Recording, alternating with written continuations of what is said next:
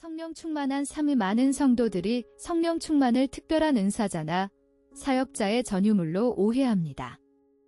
그러나 성경은 분명히 말합니다. 성령 충만은 선택이 아니라 모든 성도에게 주신 명령이라는 사실입니다. 어제 받은 충만으로 오늘을 살 수 없고 오늘의 충만으로 내일을 살 수 없습니다. 성령 충만은 한 번의 사건이 아니라 날마다 새로 부어지는 만나입니다. 오늘 우리는 7자리를 따라 성령 충만이란 무엇인가에서 열매를 맺으며까지 충만의 묵상을 함께 걸어갑니다. 사도 바울은 에베소 교회에 분명히 권면했습니다. 술 취하지 말라 이는 방탕한 것이니 오직 성령으로 충만함을 받으라. 에베소서 5장 18절. 주목할 점은 헬라어 원문에서 충만함을 받으라는 동사가 현재 수동 명령형이라는 사실입니다. 이는 한 번의 사건이 아니라 지속적으로, 반복적으로 채워지는 상태를 의미합니다. 마치 매일 밥을 먹어야 살 수 있듯 매일 성령으로 채워져야 참된 그리스도인의 삶이 가능합니다. 어제 받은 충만으로 오늘을 살 수 없고 오늘의 충만으로 내일을 살 수 없습니다. 성령 충만은 저수지가 아니라 흐르는 샘입니다. 오늘 우리는 7 묵상을 따라 함께 걷겠습니다. 성령 충만이란 무엇인가? 일회적 경험을 넘어서 매일의 양식처럼 성령 충만을 방해하는 것들, 성령 충만의 열매, 날마다 채우는 영성 습관, 그리고 성령 충만한 삶의 열매를 맺으며까지. 성령 충만의 원리는 역설적입니다. 그릇이 비어야 새 물이 채워지듯 우리의 자아와 욕심이 비워져야 성령이 충만히 임재하십니다. 세례 요한은 이 원리를 깊이 깨달았습니다. 그는 흥하여야 하겠고 나는 쇠하여야 하리라. 요한복음 3장 30절. 주목할 점은 우리의 계획, 야망, 자랑이 쇠하는 그 자리에 그리스도께서 성령을 통해 흥하신다는 사실입니다. 시편 기자가 내 영혼이 주를 가까이 따르니라고 고백한 것처럼 시편 63편 8절. 가까이 나아가는 자에게 하나님은 자신을 부어주십니다. 또한 주님은 분명히 말씀하셨습니다. 수고하고 무거운 짐 진 자들아 다 내게로 오라 내가 너희를 쉬게 하리라. 마태복음 11장 28절. 성령 충만은 쉼이며 그 쉼은 주님께 나아가는 자에게 주어지는 선물입니다. 오늘 우리의 잔이 비어 있다면 주저하지 말고 주님께 나아가십시오. 두 영성의 표지가 우리 앞에 놓여 있습니다. 저수지의 신앙은 어제의 은혜로 오늘을 삽니다. 체험의 기억에 머물고 쌓아두려 하나 곧 썩어갑니다. 고요할 때만 잔잔합니다. 이 신앙의 끝에는 마른 우물이 있습니다. 흐르는 샘의 신앙은 다릅니다.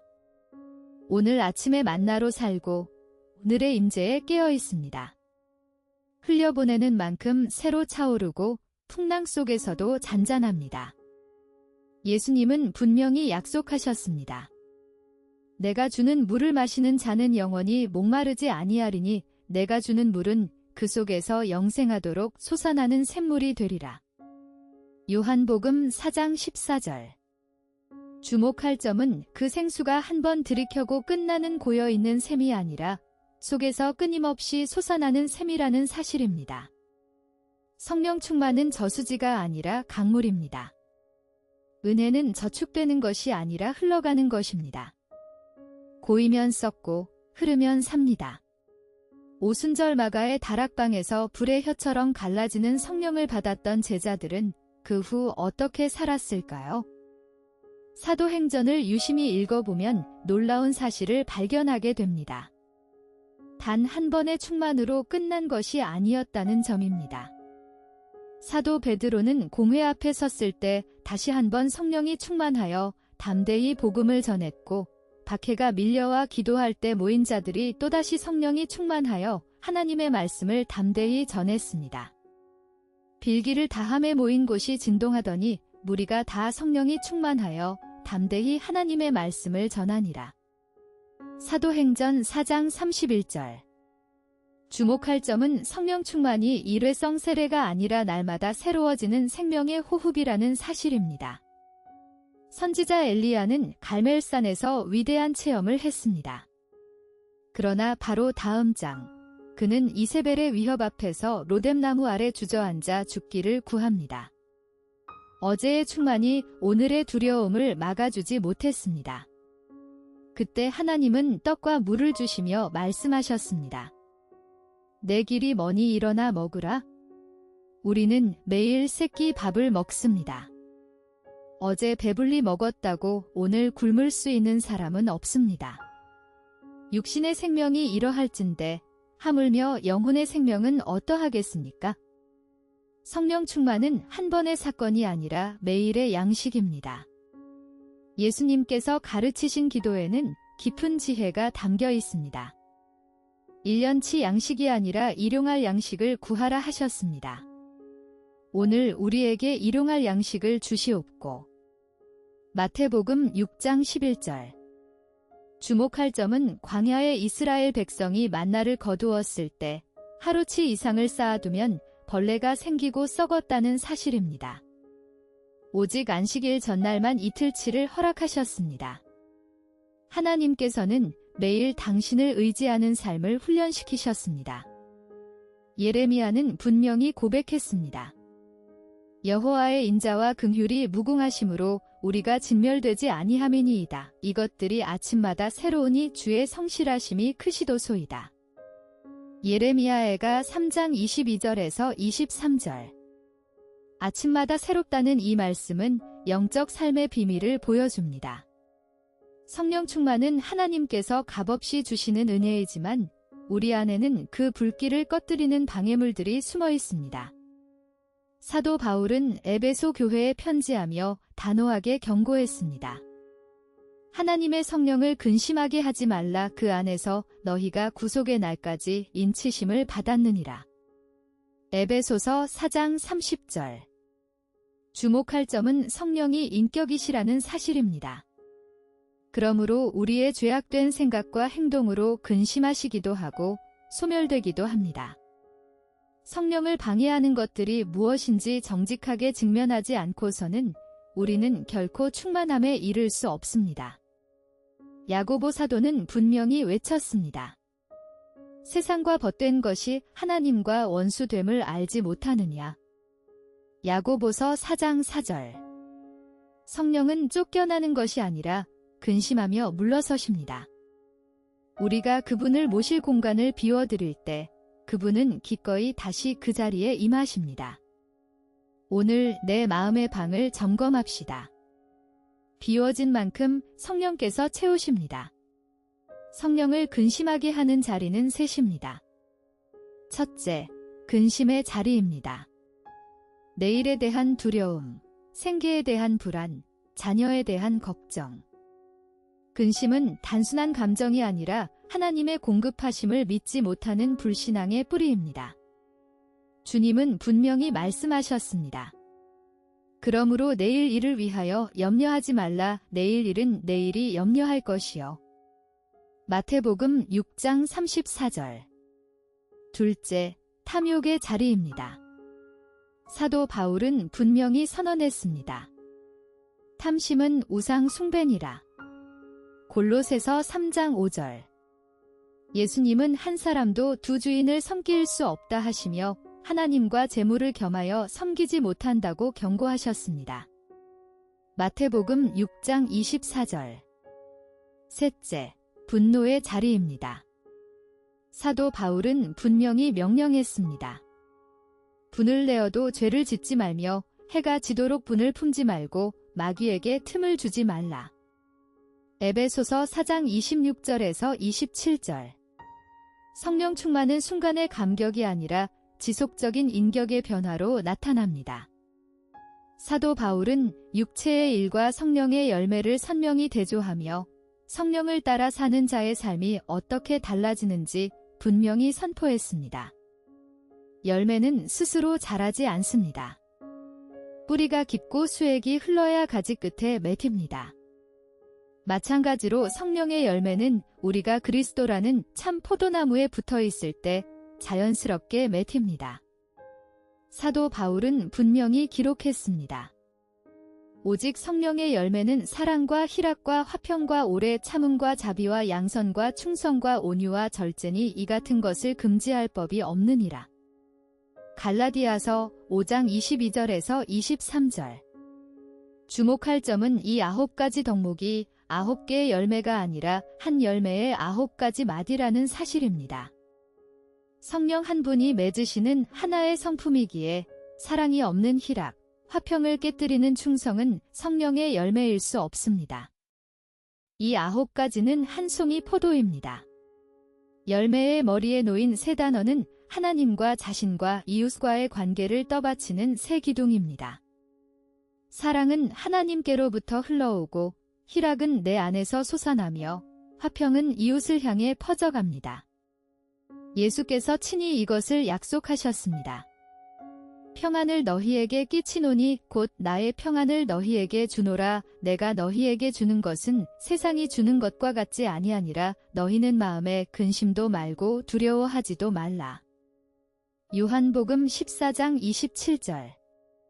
주목할 점은 세상의 평안이 상황이 좋을 때만 누리는 조건부 평안이지만 성령이 주시는 평안은 풍랑 한가운데서도 잔잔하다는 사실입니다. 사도 바울이 분명히 고백했습니다. 내게 능력 주시는 자 안에서 내가 모든 것을 할 수 있느니라. 빌립보서 4장 13절. 또 분명히 선언했습니다. 우리가 알거니와 하나님을 사랑하는 자 곧 그의 뜻대로 부르심을 입은 자들에게는 모든 것이 합력하여 선을 이루느니라. 로마서 8장 28절. 이 모든 고백이 성령의 평강에서 흘러나옵니다. 성령 충만은 폭풍 같은 감격이 아니라 낙숫물이 바위를 뚫듯 날마다 반복되는 작은 순종 속에서 빚어집니다. 예수님도 공생애 동안 새벽 미명에 한적한 곳으로 나가 기도하셨습니다. 마가복음 1장 35절. 하나님의 아들조차 아버지와의 독대 없이는 사역의 하루를 시작하지 않으셨습니다. 하물며 우리는 어떠해야 하겠습니까? 사도 바울은 데살로니가 성도들에게 짧지만 강력한 3가지 명령을 남겼습니다. 항상 기뻐하라, 쉬지 말고 기도하라, 범사에 감사하라. 이것이 그리스도 예수 안에서 너희를 향하신 하나님의 뜻이니라. 데살로니가전서 5장 16절에서 18절. 주목할 점은 기쁨과 기도와 감사가 성령 충만의 세 기둥이라는 사실입니다. 식탁 앞에 짧은 감사, 출근길에 짧은 찬송, 잠들기 전에 하루 돌아봄은 사소해 보이지만 영혼의 숨구멍입니다. 히브리서 기자도 분명히 권면했습니다. 모이기를 패하는 어떤 사람들의 습관과 같이 하지 말고 오직 권하여. 히브리서 10장 25절. 성령 충만은 골방의 경험으로 끝나지 않습니다. 그것은 반드시 삶의 열매로 흘러넘칩니다.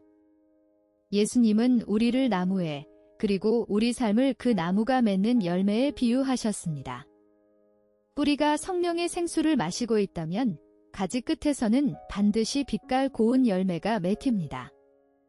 성령 충만한 사람은 입술의 고백만으로 증명되지 않고 가정과 일터라는 가장 치열한 현장에서 그 향기로 증명됩니다.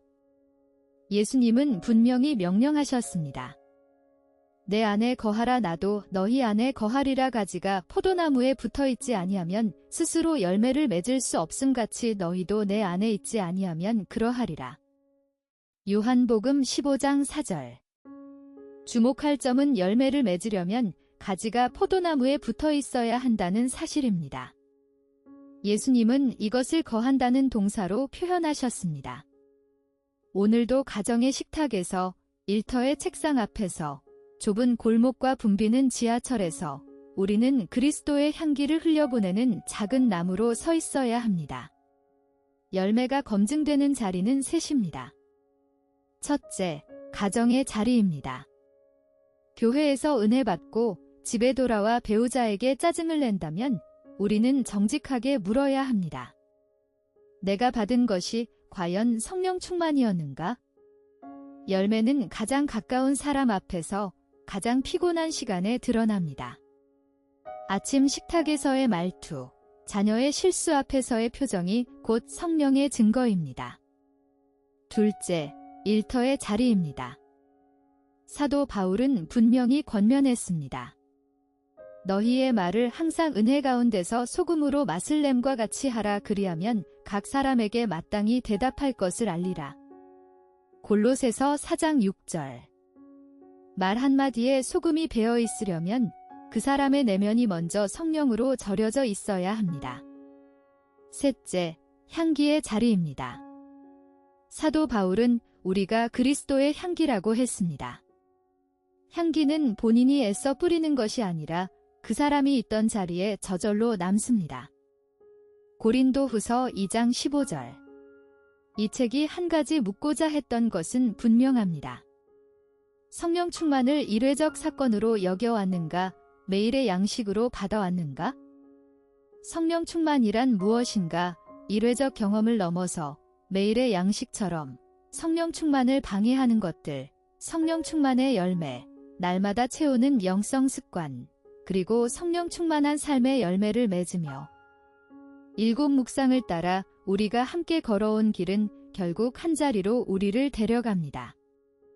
오직 성령으로 충만함을 받으라. 에베소서 5장 18절. 이 말씀은 단 한 번의 명령이 아니라 오늘도 내일도 계속되는 현재 진행형의 초대입니다. 우리의 그릇은 작고 쉽게 비워지지만 부어주시는 그분의 은혜는 마르지 않습니다. 당신이 지나간 자리에 남는 향기, 그것이 당신 안에 계신 성령의 이름입니다. G07 성령의 7번째 묵상이 마무리됩니다. 다음 묵상은 오순절의 불자리에서 다시 만나 뵙기를 기다립니다. 오늘의 자리에 잠시 더 머물러 주여 오늘도 저를 주의 영으로 채워주소서라고 한마디 일용할 양식의 기도를 드려보십시오. 구독과 좋아요는 다음 영상의 빛이 됩니다. 우주나 Q3 채널에서 다시 만나요.